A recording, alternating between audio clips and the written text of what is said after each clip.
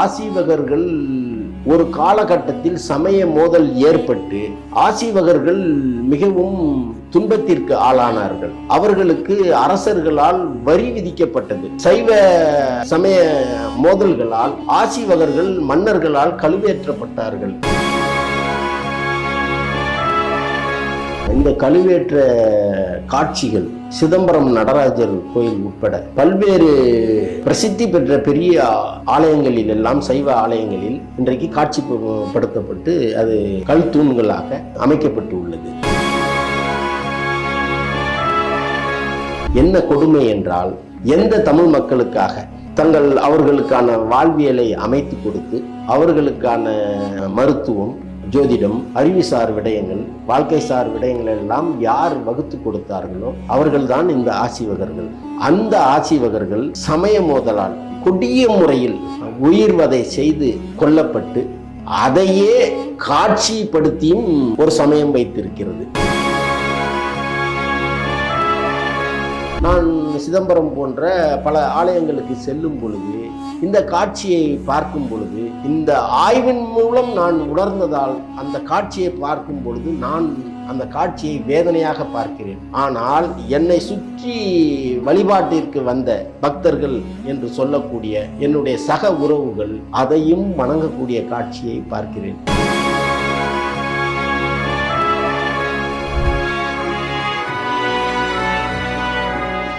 ஆசீவகர்களும் சித்தர்களும் வெவ்வேறா இல்ல ஒன்றா சார்? ஆசீவக ஐயனார்களும் சித்தர்களும் வெவ்வேறு கிடையாது. இன்றைய கால சூழ்நிலையில் ஆசீவகம் என்றால் ஏதோ அது வேறு, ஐயனார் சார்ந்த வழிபாடு என்பதும் வேறு, சித்தர்கள் என்பது வேறு.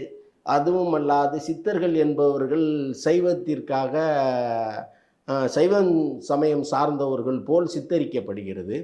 ஆனால் ஆசீவகர்கள் ஒரு காலகட்டத்தில் சமய மோதல் ஏற்பட்டு ஆசீவகர்கள் மிகவும் துன்பத்திற்கு ஆளானார்கள். அவர்களுக்கு அரசர்களால் வரி விதிக்கப்பட்டது. அதுவும் அல்லாது சைவ சமய மோதல்களால் ஆசீவகர்கள் மன்னர்களால் கழுவேற்றப்பட்டார்கள். ஒரே இடத்தில் ஆயிரக்கணக்கான ஆசீவகர்கள் யானைக்காலில் மிதிப்பட்டு கொன்ற சம்பவங்கள் எல்லாம் இங்கு உண்டு. கழுமரத்தில் கழுவேற்றி கொல்லப்பட்ட நிலையெல்லாம் இருக்கிறது. அப்படி இருந்த காலகட்டத்தில் இங்கு இருந்த மன்னர்களும் சைவ நெறியாளர்களும் அதிகாரத்தை தன் பக்கம் வைத்து கொண்டு ஆசீவர்கள் அனைவரையும் நீங்கள் சைவத்திற்கு மாறுங்கள் என்று ஒரு கட்டாய சூழல் கடைபிடித்தார்கள். கொடுமைகளும் செய்தார்கள். பயந்து சிலர் சைவத்திற்கு சென்று விட்டார்கள். இன்னும் சிலர் உங்களுக்கு பாதுகாப்பு தருகிறோம் என்று வைணவம் வந்து வைணவமும் ஒரு சிலரை தன்வயப்படுத்தி கொண்டு சென்று விட்டது.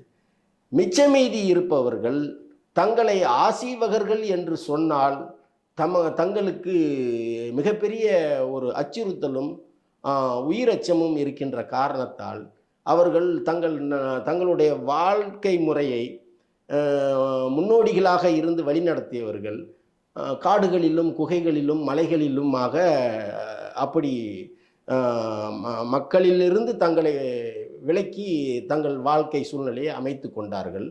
அப்படி அமைத்து கொண்டு இந்த மக்களுக்கான வழி காட்டுதலை செய்தவர்கள்தான் தங்களை சித்தர்களாக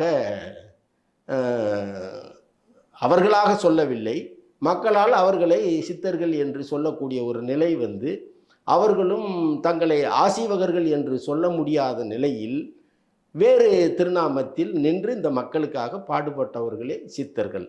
என்னுடைய பார்வையில் சித்தர்கள் அனைவருமே ஆசீவகத்தினுடைய வழியில் வந்தவர்கள் என்பதுதான் என்னுடைய கருத்து. கழுவேற்றல் என்றால் என்ன சார்? கழுவேற்றம் என்பது இன்றைக்கு இந்த கழுவேற்ற காட்சிகள் சிதம்பரம் நடராஜர் கோயில் உட்பட பல்வேறு பிரசித்தி பெற்ற பெரிய ஆலயங்களில் எல்லாம், சைவ ஆலயங்களில் இன்றைக்கு காட்சிப்படுத்தப்பட்டு அது கல் தூண்களாக அமைக்கப்பட்டு உள்ளது. என்ன கொடுமை என்றால், எந்த தமிழ் மக்களுக்காக அவர்களுக்கான வாழ்வியலை அமைத்து கொடுத்து, அவர்களுக்கான மருத்துவம், ஜோதிடம், அவர்கள் வாழ்க்கைக்கு தேவையான அறிவுசார் விடயங்கள், வாழ்க்கை சார் விடயங்கள் எல்லாம் யார் வகுத்து கொடுத்தார்களோ அவர்கள்தான் இந்த ஆசீவகர்கள்.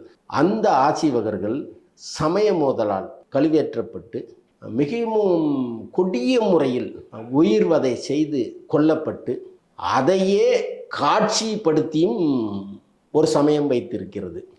இன்று நாம் அதையே தனது சமயமாக, உதாரணத்திற்கு நானே எடுத்துக்கொண்டால், நான் ஒரு ஆசீவகன். ஆனால் நான் சிதம்பரம் போன்ற பல ஆலயங்களுக்கு செல்லும் பொழுது, இந்த காட்சியை பார்க்கும் பொழுது, இந்த ஆய்வின் மூலம் நான் உணர்ந்ததால் அந்த காட்சியை பார்க்கும் பொழுது நான் அந்த காட்சியை வேதனையாக பார்க்கிறேன். ஆனால் என்னை சுற்றி வழிபாட்டிற்கு வந்த பக்தர்கள் என்று சொல்லக்கூடிய என்னுடைய சக உறவுகள் அதையும் வணங்கக்கூடிய காட்சியை பார்க்கிறேன். ஏனென்றால் இந்த கழுவேற்றம் என்பது என்னவென்றால், ஆசீவகர்களை மதமாற்ற சொல்கிறார்கள்.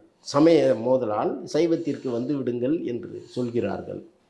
மறுப்பவர்களை இவர்கள் தசாவதாரம் படத்தில் கூட நீங்கள் பார்த்திருக்கலாம். கமல் இந்த கல்லில் கட்டி கடலில் எறிவது, சுண்ணாம்பு கலவாசி, இது எல்லாமே ஆசீவகர்களுக்கு நேர்ந்த கொடுமைதான். அதைத்தான் அங்கே ஆசீவகம் என்று காட்டாமல் ஒரு படமாக காட்சிப்படுத்தினார். இப்படி கொடுமைகளெல்லாம் செய்ததை தாண்டி ஒரு மரத்தை கூர்த்தீட்டுவார்கள். ஒரு பெரிய மரத்தை ஒரு பென்சில் போல் சொன்னால் உங்களுக்கு தெரியும், பென்சில், சீவப்பட்ட பென்சில் போல் கூர்த்தீட்டி அந்த மரத்தை நிற்க வைத்து, அந்த ஆசீவக முன்னோடிகளாக குருவாக இருந்தவர்களை, இந்த சமய மாற்றத்திற்கு உடன்படாதவர்களை கழுவேற்றம் செய்ய வேண்டும் என்ற ஒரு முடிவெடுத்து, இப்படி அந்த மரத்தை பென்சில் போல் சீவி நிற்க வைத்து, அதில் எண்ணெயை தடவி இந்த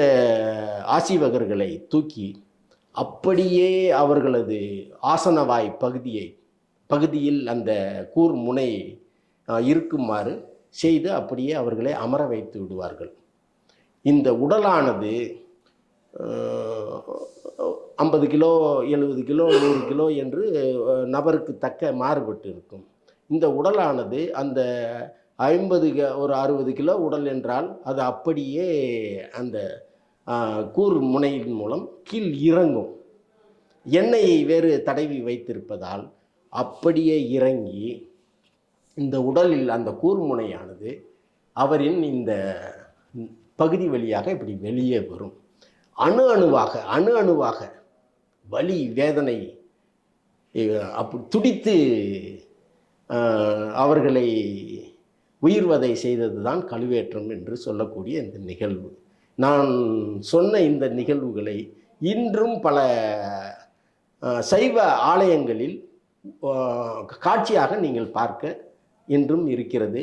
அதை இப்படி நம் முன்னோர்களை, நம் உறவுகளை இப்படி கொடுமைப்படுத்தி கொன்று விட்டார்களே என்ற நிலை தெரியாமலே நாமே சென்று அதை வணங்குகிற சூழலும் இங்கு நடந்து கொண்டு தான் இருக்கிறது. எதற்காக ஆசீவகர்கள் வந்து கழுவேற்றப்பட்டாங்க சார்? அவங்க என்ன தவறு செய்தாங்கன்ட்டு அந்த மாதிரி ஒரு தண்டனை கொடுத்தாங்க அவங்களுக்கு? தவறு என்று சொல்வதை விட, இங்கு ஒரு கால சூழலில் இங்கு இருந்த மக்கள் வேறு, இங்கு வந்த மக்கள் வேறு என்ற ஒரு நிலை வருகிறது. கலாச்சாரமும் நாம் கடைபிடித்து வந்த பண்பாடு, கலாச்சாரம் என்பதும் அவர்களுடைய கலாச்சாரம் என்பதும்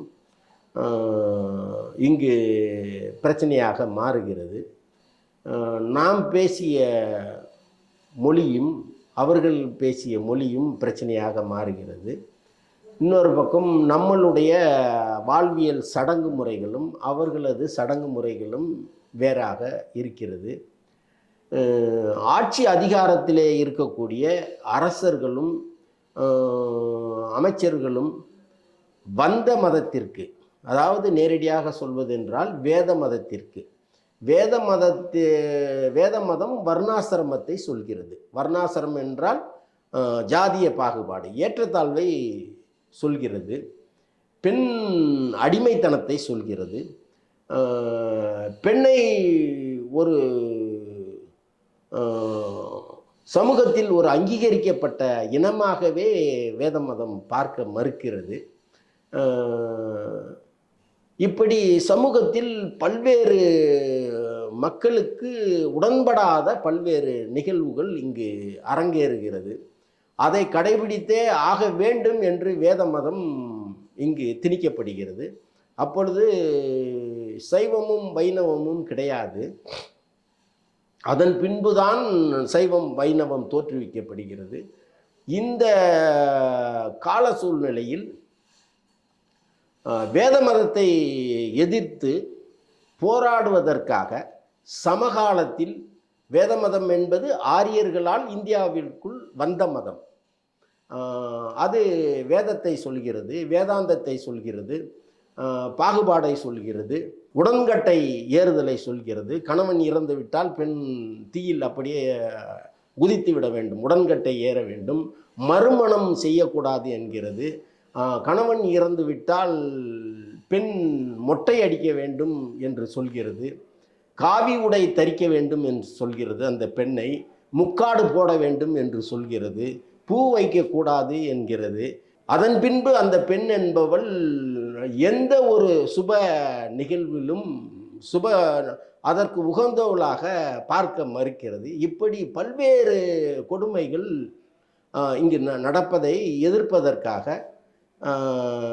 அன்றைய கால சூழ்நிலையில் 3 மதங்கள் இங்கு தோன்றுகிறது. ஒன்று புத்தரால் தோற்றுவிக்கப்பட்ட புத்த மதம், மற்றொன்று மகாவீரரால் கடைபிடிக்கப்பட்ட ஜைன மதம், பிரிதொன்றுதான். இவை இரண்டும் வட இந்தியாவில் தோன்றியது. தென்னிந்தியாவில் இருந்து தோன்றியது தான் ஐயனாரால் தோற்றுவிக்கப்பட்ட, மர்க்கலி ஐயனாரால் சமயமாக கட்டமைக்கப்பட்ட இந்த ஆசீவகம் என்ற மதம். இவை 3ம் வேத மதத்தை இந்த பகுத்தறிவுக்கு ஒவ்வாத செயல்களை எதிர்த்து போராடுகிறது. அப்படி போராடுகின்ற சூழலில் ஜைன மதம், மகாவீரர் தலைமையிலான ஜைன மதம் சமரசம் செய்து கொள்கிறது வேத மதத்தோடு. பௌத்த மதமும் சமரசம் செய்து கொள்கிறது. ஆனால் ஆசீவகம் சமரசம் செய்ய மறுக்கிறது.